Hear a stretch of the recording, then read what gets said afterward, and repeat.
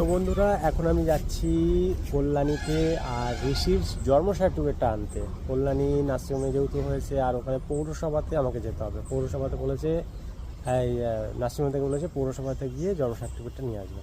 সেই উদ্দেশ্যে এখন রওনা দিচ্ছি বাড়ি থেকে। বেলা বাজে 12টা। আর ওখানে দেখি কখন পৌঁছে। আর আর আমি হোয়াটসঅ্যাপও করেছিলাম, পৌরসভার ওখানে একটা নাম্বার ছিল, হোয়াটসঅ্যাপ করেছিলাম। ওরা বললো হ্যাঁ আসতে পারো। বললো নিউ ব্রন, আমি বললো হ্যাঁ নিউ ব্রন। তো বললো যে আসতে, তারপর ওই জন্যই আমি আরও যাচ্ছি। তো ভরসা পেলাম যে গেলে মনে হয় কাজ হবে। ঠিক আছে বন্ধুরা, ওখানে যাই। ওকে। তো ফাইনালি বন্ধুরা কল্যাণী থেকে চলে এসেছি। আর বন্ধুরা ভিডিও করতে করতে সন্ধ্যা হয়ে গেল, আর চলে এসেছি অনেকক্ষণ আগে। তো ব্যাপারটা হলো কি, ওখানে গিয়ে না একটা ফ্যাচাং হয়ে গেছে। ফ্যাচাং বলতে কি, মানে আমাকে একটা বললো SMS-এ একটা নাম্বার যাবে। তা আমার তো SMS-এ আমার একটা ফোন ছিল, সেই ফোনটা তো খারাপ হয়ে গেছে, ঠিক করতে দিয়েছি। তো আমি বললাম যে আমি তো এরকম ফোনটা খারাপ হয়ে গেছে, পৌরসভায় গেছিলাম, কল্যাণী পৌরসভা। তো ওরা বলছে একটা নাম্বার আছে, SMS গেছে। আমি বললাম আমার কাছে তো এরকম কোনো SMS আসেও নি, আর তারপর আমার ফোনটা তো খারাপও হয়ে গেছে। বলছে না ওই নাম্বারটা লাগবেই, না হলে ওটা হবে না।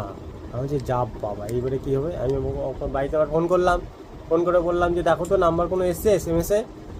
ও তো খুঁজে খুঁজে পাচ্ছে না। তারপরে আমি বললাম তাহলে ম্যাডাম নাম্বার তো পাইনি। আমি আবার ঘুরে গেলাম ওই ম্যাডামটার কাছে, পৌরসভা ওই ম্যাডামটার কাছে, 4 নম্বর কাউন্টার গিয়ে ম্যাডামটাকে বললাম। বলছে যেখানে হয়েছে হসপিটালে যান, হসপিটালে যান। আচ্ছা আচ্ছা আচ্ছা ঠিক আছে। তারপরে এবার ও তো হসপিটালে হয়নি, ও তো নার্সিংহোমে হয়েছে। গেলাম নার্সিংহোমে। ওখানে অবশ্যই একটা দিক থেকে ভালো হয়েছে, হ্যাঁ নার্সিংহোমটা ওখানে পাশাপাশি, পৌরসভার কল্যাণী ওটাও পাশে, ও যেখানে হয়েছে হেলথ কেয়ার ওটাও পাশে। তো ওখানে গেলাম, ওখানে গিয়ে ওই রিসেপশানে গিয়ে বললাম এরকম এরকম ব্যাপার, পৌরসভায় গেছিলাম বার্থ সার্টিফিকেট আনতে, তো ওরা একটা নাম্বার চাইছে, আমার কাছে তো ওই নাম্বার নেই, আপনারা একটু ব্যবস্থা করে দেন। বলছে কোনো ব্যাপার না, আমি দিচ্ছি। ম্যাডাম ওই হেলথ কেয়ারের ম্যাডামটা বলছে আমি দিচ্ছি, নাম্বার আছে তো আমার কাছে আছে, আমি দিচ্ছি। তারপরে উনি সঙ্গে সঙ্গে খাতা বের করলো, আর আমার ওই যেটা যে সার্টিফিকেটটা আছে, মানে যেটা যেটা নার্সিংহোম থেকে দিয়েছিল, যে ভর্তির পরে যেটা কি সার্টিফিকেট বলে গো ওটা, না না ডিসচার্জ সার্টিফিকেট, হ্যাঁ মানে আর নার্সিংহোম থেকে যখন ছুটি দিয়ে দেয় ওই একটা কাগজ দেয়।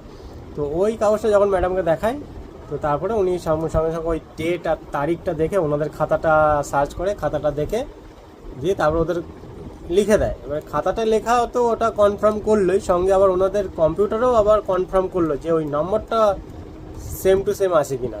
তো দুই দিক থেকে দেখলো, এমনকি অ্যাড্রেসটাও মিলালো, আমার নাম মিলানো, ফোন নম্বর মিলালো, সব দিক থেকে মিলে তারপরে বললো হ্যাঁ তাহলে এটাই কনফার্ম হয়ে গেল একদম। যেহেতু আমি আর আবার কি ঘুরে আসবো, যার জন্য একদম পাকাপোক্ত কনফার্ম হলো। আমাকে এই নাম্বারটা দিল, দিয়ে আমি আবার ওই নাম্বারটা নিয়ে আবার পাশেই, বেশি দূরে না, পাশেই পৌরসভা আবার কাউন্টারে গেলাম, 4 নম্বর কাউন্টারে। ওখানে গিয়ে ওটা জমা দিলাম। আবার 200 টাকা নিল, ওরা আবার 200 টাকা নিল। তো জম দেওয়ার পরে আবার তারপর আমাকে ওটা 2খানা দিয়ে দিল, 2খানা দিয়েছে, আবার বাসায় 2খানা দিয়েছে। তো ওই দুটো নিয়ে আমি আবার বাড়ি চলে আসলাম, ব্যাস। আর তারপর সঙ্গে সঙ্গে ফোনের মধ্যে একটা মেসেজ চলে এসছে, ওইটা লিঙ্কে ক্লিক করলাম, দেখি একটা ওই বার্থ সার্টিফিকেটই আবার ডাউনলোড হয়ে গেল ফোনের মধ্যে। আমি তোমাকে হোয়াটসঅ্যাপে শেয়ার করেছি, দেখেছো? হ্যাঁ একটা কি এসছে, ওইটাই হচ্ছে বার্থ সার্টিফিকেট। তো এটাই ছিল আজকের মানে সারা মানে ব্লগ। তারপর আস্তে আস্তে একটু যা বলে একটা বন্ধুর সাথে দেখা হয়ে গেল, হ্যাঁ ও আবার গাড়ি চালায়, ফাঁড়িতে থাকে। ঠিক আছে বন্ধুরা, আর বার্থ সার্টিফিকেট নেওয়ার এটা একটা অভিজ্ঞতা। ওকে, তার মানে বার্থ সার্টিফিকেট আনতে গেছিল, তাকে একটু দেখিয়ে দাও।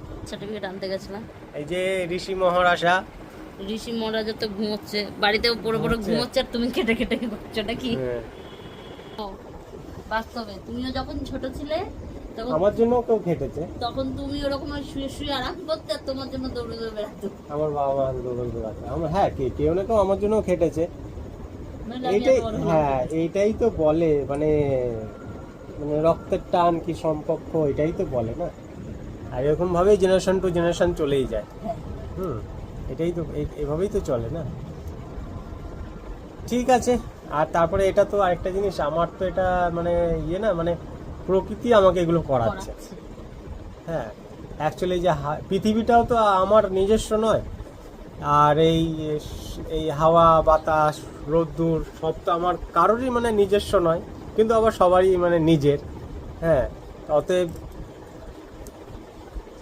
কিছু একটা তো সম্পর্ক অবশ্যই আছে, যেটা কোনো টাকা পয়সার বিনিময়ে নয়।